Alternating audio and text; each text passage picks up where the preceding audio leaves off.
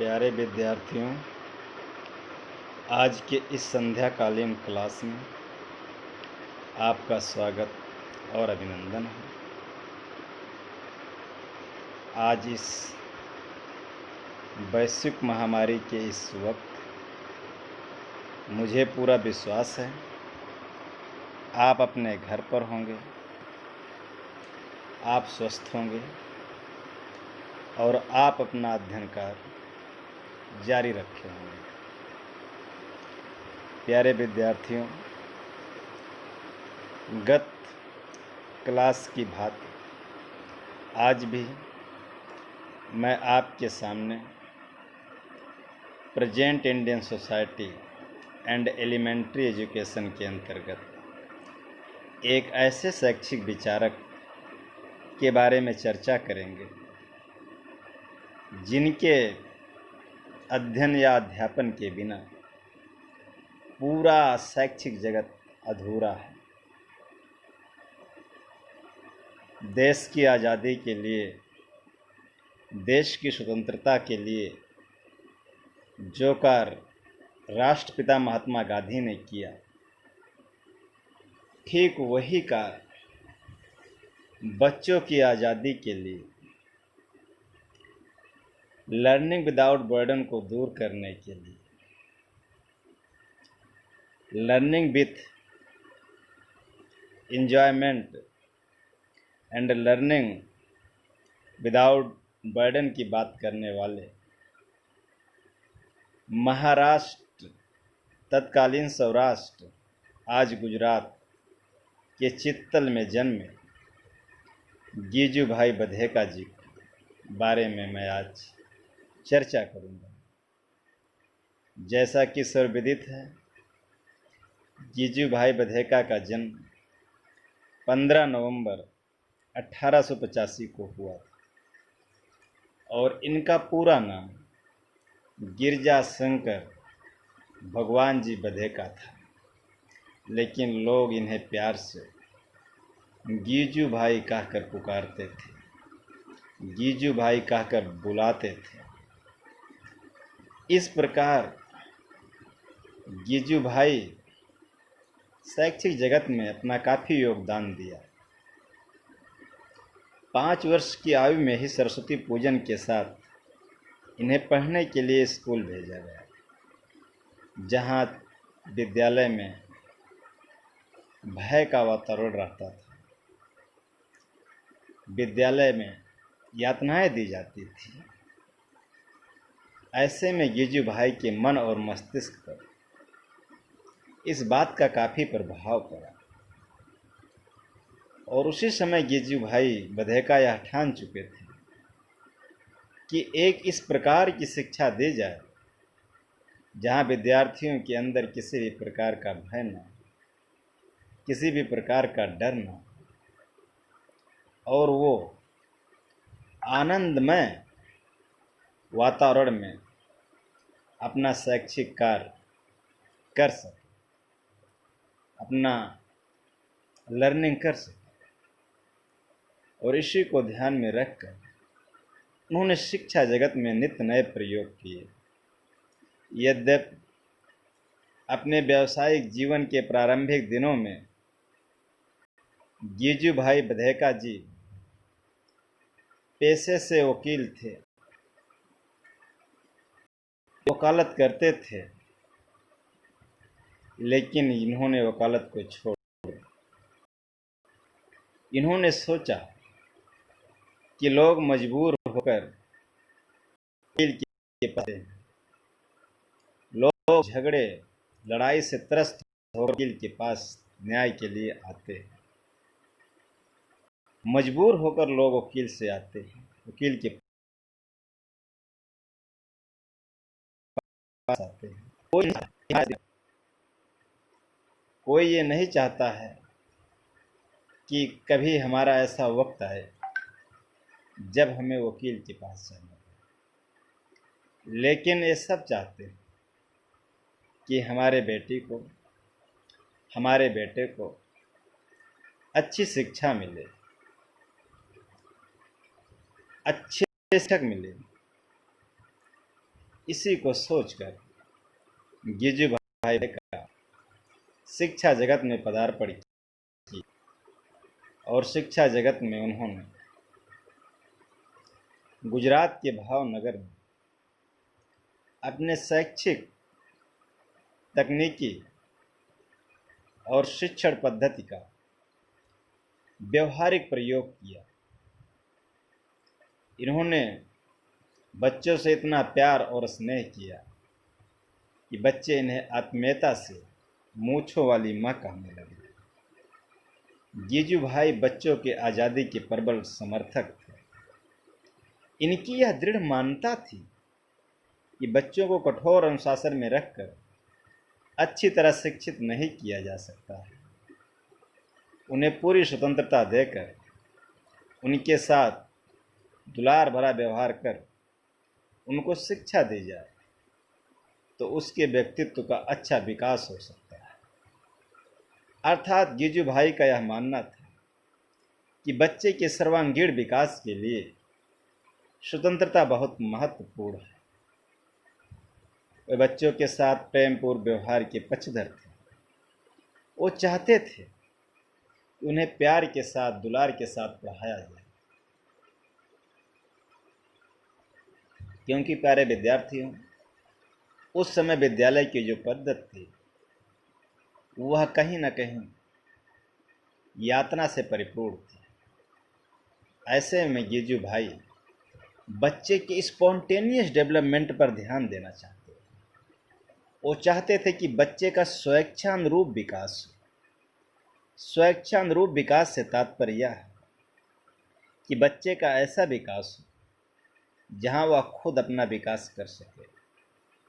उसको पुश करके, पुल करके जबरदस्ती उसका विकास न किया जाए। जिस प्रकार एक फूल होता है, स्पॉन्टेनियस रूप में वह खुद खिलता है, वह खुद बढ़ता है और खुद उसका विकास होता है। लेकिन यदि हम फूल को जबरदस्ती तोड़कर खिलाएं तो शायद उतना अच्छा फूल नहीं बनेगा। तो इसीलिए गिजू भाई बधेका बच्चों के विकास के लिए स्वतंत्रता के प्रबल समर्थक थे। भावनगर की दक्षिणामूर्ति गिजू भाई की साधना स्थली रही है। दक्षिणामूर्ति बाल मंदिर उनकी शैक्षणिक प्रयोगशाला थी, जहां बाल शिक्षण से संबंधित उन्होंने अपने अनेक प्रयोगों को अंजाम दिया। 1916 से लेकर 1936 के बीच में वे बाल शिक्षा के विविध आयामों पर चिंतन, मनन एवं प्रयोग करते रहे। उनके जीवन का प्रत्येक क्षण बालकों के सानिध्य में ही व्यतीत होता था। वे निरंतर बच्चों से बातचीत करते रहते थे, उनके कोमल मन को समझने की चेष्टा करते रहते थे। बच्चों को स्नेह देकर उनका दिल जीतने का वो हर संभव प्रयास करते रहते थे। बच्चों की व्यथा कथा को वे ध्यानपूर्वक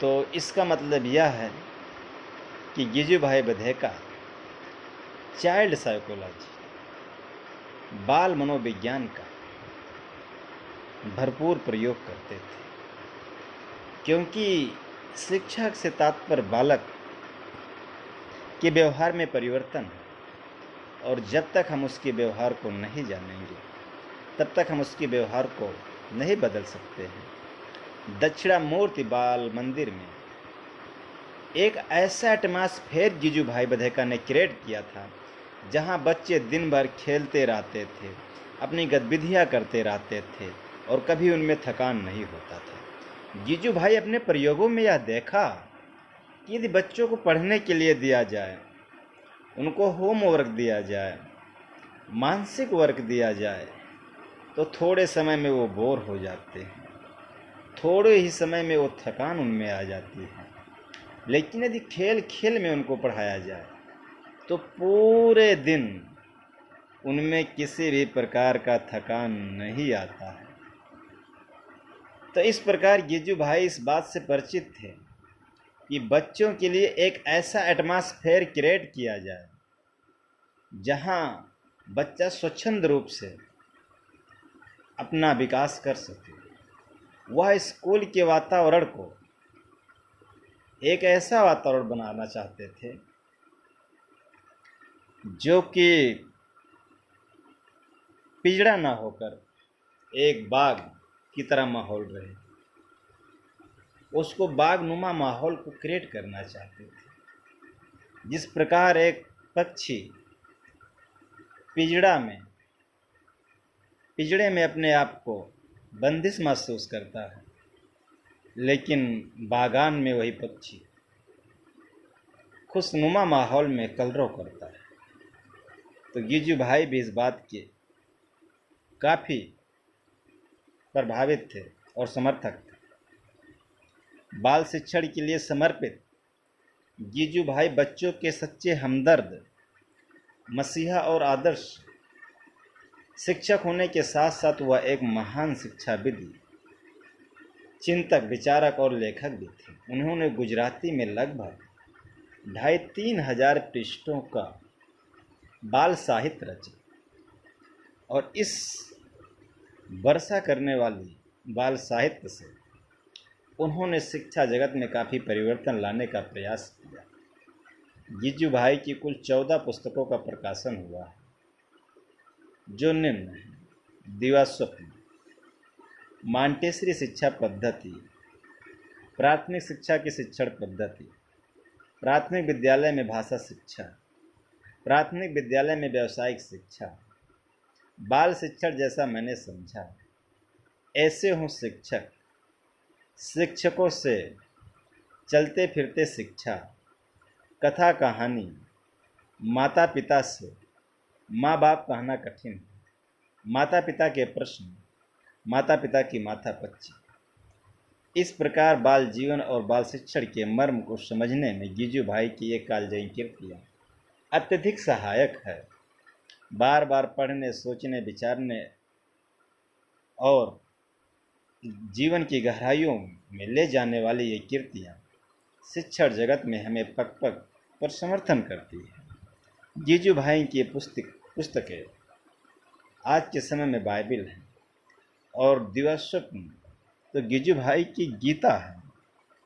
खासकर बच्चों के लिए यह एक गीता है और यह गिजू भाई की पुस्तक, इसमें गिजू भाई विद्यार्थी जीवन को काफ़ी गहराई से ऑब्जर्वेशन करके उसका निचोड़ निकाल कर तब इन्होंने उसको प्रकाशित किया है।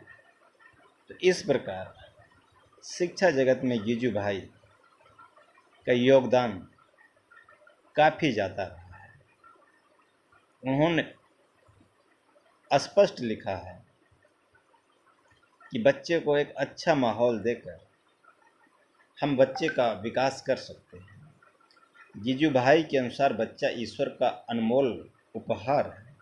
बालक प्रकृति की सुंदर से सुंदर कृति, मानव कुल का विश्राम, प्रेम, पैगंबर तथा समष्टि की प्रगति का एक कदम है। यदि परमात्मा ने कोई निर्दोष वस्तु उत्पन्न की है तो वह बालक ही है। यह रूसों की तरह गिजू भाई बधेका भी इस बात का समर्थन करते हैं कि a child born free but everywhere he is in chain. एक बच्चा स्वतंत्र पैदा होता है किंतु वह सर्वत्र जंजीरों में जकड़ा होता है। इसका मतलब यह है कि बच्चा अपने जन्म के समय कोरा कागज होता है, लेकिन धीरे धीरे समाज के प्रभाव में आकर ही उसके व्यक्तित्व का निर्माण होता है, जिसमें पॉजिटिव डेवलपमेंट भी होता है और नेगेटिव भी। और गिजू भाई ने बालकों के प्रति माता पिता के कर्तव्यों को भी लिखा है। उन्होंने अपनी पुस्तक माँ बाप बनना कठिन है उसमें स्पष्ट लिखा है कि एक माता पिता को बच्चे को जन्म देने से पहले बच्चे की परवरिश के बारे में, बच्चे के नरिशमेंट के बारे में, उनकी शिक्षा के बारे में सोच लेना चाहिए। यदि बच्चे की शिक्षा के बारे में, उनके नरिशमेंट के बारे में नहीं सोच रहे हैं तो ये बाल माता पिता बच्चों के साथ अन्याय कर रहे हैं। वो माता पिता से कहते हैं, बालक एक संपूर्ण मनुष्य है, बालक में बुद्धि है, भावना है, मन है, समझ है, भाव है, अभाव है, रुचि है, अरुचि है। बालक नन्हा और निर्दोष है। अतः माता पिता बालक की अच्छाइयों को समझें तथा अपने अहंकार के लिए बालक का तिरस्कार न करें। जीजू भाई कहते हैं कि बालक को मारना पीटना नहीं चाहिए, उन्हें कोई सज़ा नहीं देनी चाहिए। इससे बालक सुधरते नहीं हैं, बल्कि सज़ा के कारण उनमें कहीं ना कहीं चिड़चिड़ापन या कुंठा आ जाता है, उनमें डर पैदा हो जाता है और आगे चलकर वह डर अस्थायी हो जाती है, जिसके चलते उनका विकास, सर्वांगीण विकास नहीं हो पाता है। बच्चों में स्पर्धा का विष नहीं घोलना चाहिए। जीजू भाई का यह भी विचार है, आओ देखे पहले कौन दौड़ता है, पहले कहानियाँ कौन सुनाता है, इत्यादि बातें उन्होंने कही है। इन बातों से वो बच्चों को लर्निंग में इन्वॉल्वमेंट रखना चाहते थे। जीजू भाई चाहते थे कि जब बच्चों का इन्वॉल्वमेंट रहेगा, बच्चों का पार्टिसिपेशन रहेगा, तो निश्चित तौर पे स्पॉन्टेनियसली उनका डेवलपमेंट और ग्रोथ दोनों होगा। वो जानते थे कि बच्चों में बहुत एनर्जी होती है, लेकिन उन एनर्जी का कैसे कंस्ट्रक्टिव प्रयोग किया जाए, वह इस बात के भी पक्षधर थे।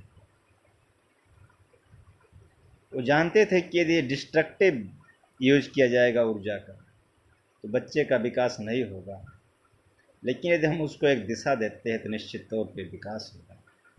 जीजू भाई का जो बाल दर्शन था, वह कोई बाल दर्शन ही नहीं जो किसी जटिल विचार की स्थापना करता हो। जीजू भाई का बाल दर्शन कोई सिद्धांत का प्रतिपादन भी नहीं करता है। वह बच्चों में इस प्रकार प्रवेश करते हैं जैसे कोई मंदिर में प्रवेश करता हो। जिस प्रकार हम मंदिर में श्रद्धा पूर्वक जाते हैं, हम मंदिर में श्रद्धा और स्नेह के साथ अपने आप को समर्पण करके हम भगवान के सामने समर्पित हो जाते हैं। उसी प्रकार बाल दर्शन में जीजू भाई ने लिखा है, यदि हम समर्पण के साथ विद्यालय को अपना मंदिर मान लें और विद्यालय में जाकर समर्पण के साथ, त्याग के साथ अपने कार्यों को करें, तो निश्चित तौर पर वह प्रभावी होगा। उस समर्पण का प्रभाव, उस त्याग तपस्या का प्रभाव बच्चों पर पड़ेगा और निश्चित तौर पे बच्चे कुछ करने से इनकार नहीं कर सकते। यह था जीजू भाई का बाल मनोविज्ञान दर्शन। वे मानते थे कि यदि समर्पण और त्याग से शिक्षण किया जाए, विद्यालय को मंदिर माना जाए, फिर उसके बाद श्रद्धापूर्वक कार्य किया जाए, तो निश्चित तौर पे इसका प्रभाव बच्चों पर पड़ेगा। बच्चों की चीज़ें जीजू भाई बच्चों से यह चाहते थे कि जितने भी बच्चे हैं, उनके लिए जो ज़्यादा लाइक करते हैं उसी को टीचिंग लर्निंग मटेरियल बना देना चाहिए और उसी के माध्यम से बच्चों को टीच करना चाहिए। यदि बच्चे खेल खेल में सीखेंगे तो निश्चित तौर पे वो बहुत कुछ सीखेंगे और उनका सर्वांगीण विकास होगा। वो माँ बाप को यह संदेश देना चाहते थे, गार्जियन को, कि बच्चों को किसी भी प्रकार के दुर्भावना, प्रेशर या दंड से दूर रखा जाए।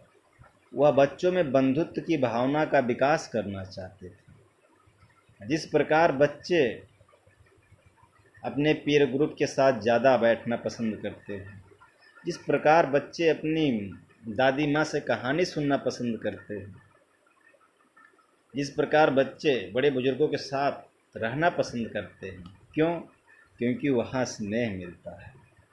तो गीजू भाई बच्चों में भी स्नेह की भावना का विकास करना चाहते थे। वो जानते थे कि बच्चों को प्यार और स्नेह के माध्यम से उनके व्यक्तित्व का विकास किया जा सकता है। उनका विश्वास था कि बच्चे तभी जो है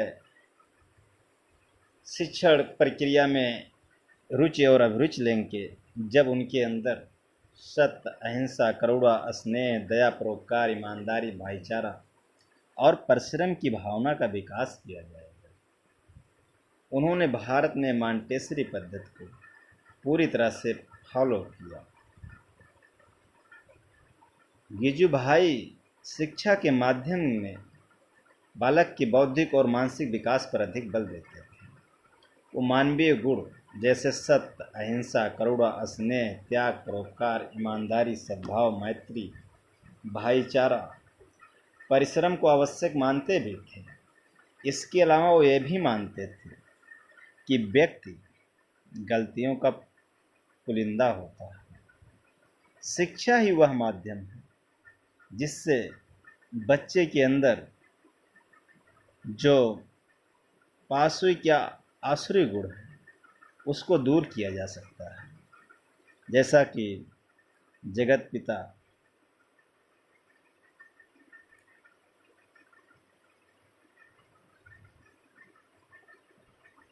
स्वामी शंकराचार्य जी ने कहा, सा विद्या या विमुक्ति, अर्थात विद्या वह है जो अंधकार से, अज्ञानता से, बुराइयों से दूर कर प्रकाश की ओर, अच्छाइयों की ओर और शिक्षा की ओर ले चले, ज्ञान के प्रकाश की ओर ले चले। और शिक्षा के उद्देश्य की जहाँ तक बात है तो गीजू भाई शिक्षा का उद्देश्य वो बच्चे के सर्वांगीण विकास मानते थे। वह बच्चों को अनुभव की दुनिया में ले जाकर, आनंद और आज़ादी की दुनिया में ले जाकर वह बच्चों को सीखने का अवसर देना चाहते थे। बच्चों को स्वतंत्र होकर वो निर्णय देने के पक्षधर थे। तो इसमें शिक्षा के उद्देश्य में पहला उद्देश्य गीजू भाई बधेका जी का था कि बच्चे का सर्वांगीण विकास करना, किस प्रकार बच्चे का ऑलराउंड डेवलपमेंट किया जाए, बच्चों में कैसे वैज्ञानिक दृष्टिकोण डेवलप किया जाए। जैसे प्यारे विद्यार्थियों, आजकल ये सामने बातें आती हैं कि बच्चे तमाम छोटी छोटी बातों से डरते हैं, अंधकार में चले जाते हैं, जैसे तमाम रूढ़वादियों का वो शिकार हो जाते हैं, वो अंधेरे से डरते हैं, वो भूत से डरते हैं। तो इन सब बातों से गीजू भाई बच्चों को दूर करना चाहते थे, उनके सृजनात्मक क्षमता का विकास करना चाहते थे। उपदंड और पुरस्कार पद्धति को हटाकर केवल पुरस्कार और प्रदर्शन के माध्यम से बच्चे में क्रिएटिविटी लाना चाहते थे। बालक को अनुभव द्वारा शिक्षा प्रदान करना चाहते थे। छात्रों के मध्य अंतःक्रिया को विकसित करना चाहते थे। खेल खेल में शिक्षा को महत्व देना चाहते थे। तमाम वो बच्चों में स्वाभाविक अभिक्षमता का विकास करना चाहते थे। बालकों को दंड और भय से दूर रखना चाहते थे। और शिक्षा संबंधी जो और बिंदु है गीजू भाई के, वो हैं विद्यालय कैसा।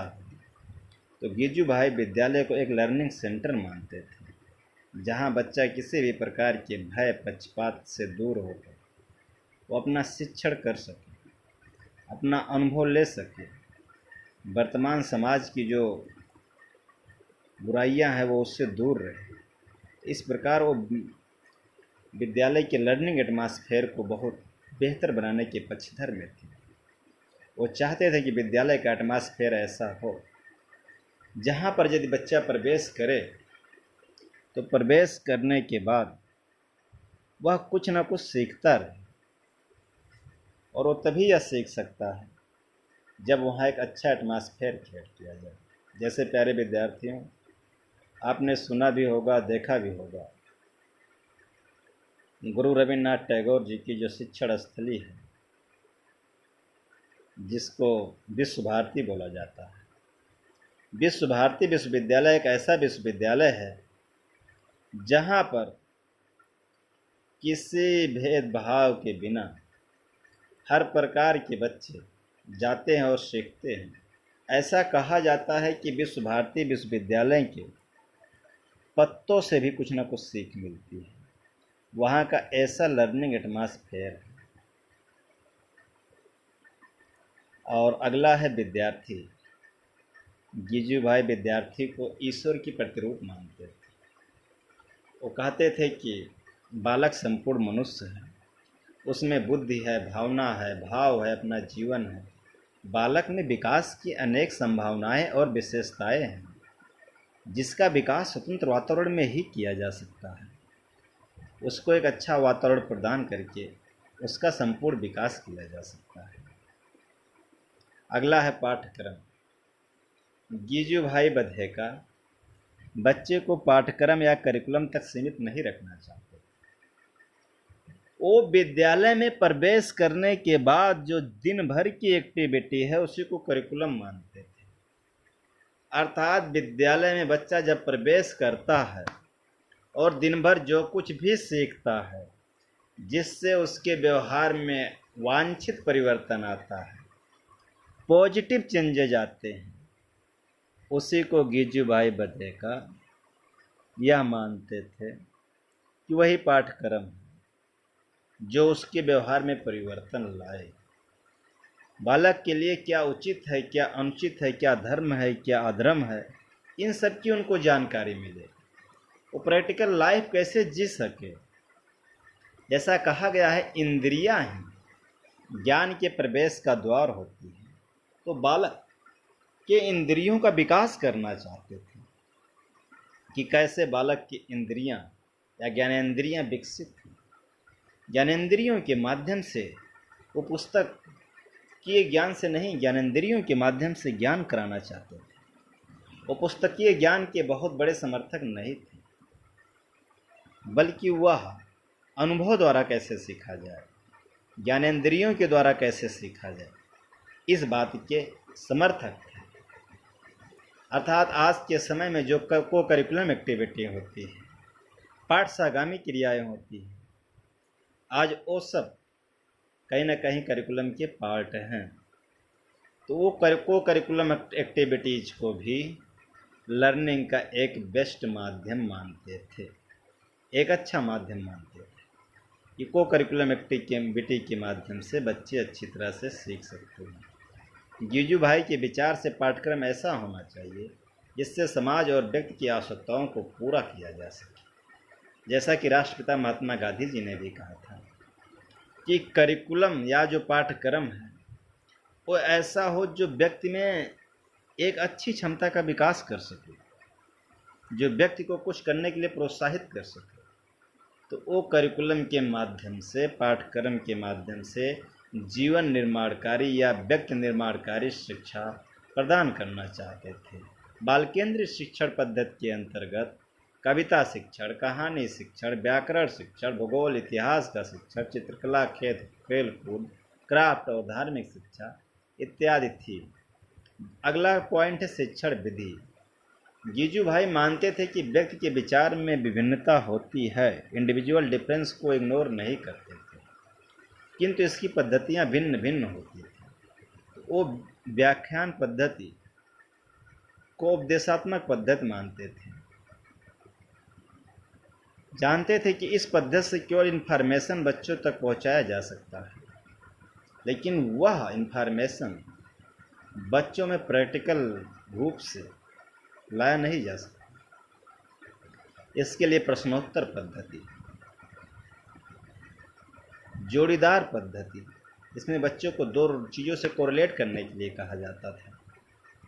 नाट्य प्रयोग पद्धति, जब बच्चा खुद कोई नाटक खेलता तो कभी घटनाओं को भूलता नहीं है। संयोगीकरण या पृथक्करण पद्धति, दृष्टांत मूलक पद्धति, जिससे बच्चों में तर्कशक्ति का विकास हो। प्रत्यक्ष पद्धति अर्थात प्रत्यक्ष वस्तुओं को दिखाकर अवलोकन करके सिखाया जाए। ये प्रोजेक्ट मेथड इत्यादि पद्धतियों के या किंडरगार्टन पद्धति जिसको फ्रोबेल ने दिया है, इन सब पद्धतियों समर्थक थे। तो इस प्रकार शिक्षा पद्धति की दृष्टि से गीजू भाई की शिक्षा पद्धति काफ़ी उपयोगी है, क्योंकि जैसा कि आर्यन टैगोर जी ने कहा है कि बच्चे को हम यदि खुद जो है ले जाके पर्यावरण में सीखने का मौका देते हैं, learning by travelling, learning by doing, तो वो अस्थायी रूप से सीखता है। तो गीजू भाई बधेका भी इस पद्धति के समर्थक थे। तो ये रहा गीजू भाई की पद्धतियाँ। तो इस प्रकार हम कह सकते हैं लास्ट में कि गीजू भाई बच्चों में दंडात्मक अनुशासन के बजाय स्वक्रिया और स्वप्रेरणा पर काफ़ी बल दिया। उन्होंने बच्चे के अनुशासन पर काफ़ी बल दिया, लेकिन स्व अनुशासन पर बल दिया, वह स्पॉन्टेनियस डेवलपमेंट पर बल दिया। आज के समय में गीजू भाई की शिक्षा पद्धति काफ़ी प्रभावी है, काफ़ी उपयोगी है। इस पद्धति का प्रयोग करके हम बच्चों का सर्वांगीण विकास कर सकते हैं। आज ही समय की डिमांड है। आज एनसीएफ 2005 कहीं ना कहीं गीजू भाई के विचारों को आत्मसात करता है। हमारी जो नई शिक्षा पद्धति 2019 में बन रही है और अभी प्रभावी होने वाली है, वह भी कहीं ना कहीं गीजू भाई के विचारों से प्रभावित है। आज के समय में गीजू भाई के विचारों को अपनाकर हम शिक्षा पद्धति को बहुत अच्छा बना सकते हैं। प्यारे विद्यार्थियों, मुझे विश्वास है आप इस क्लास से काफ़ी लाभान्वित हुए होंगे। आपको यदि कोई कॉन्सेप्ट क्लियर नहीं हुआ होगा तो आप हमको ज़रूर बताइएगा। एनी टाइम आप संपर्क कर सकते हो। मैं आपके सफल, सुखद और उज्जवल भविष्य की कामना करता हूँ। Thank you so much.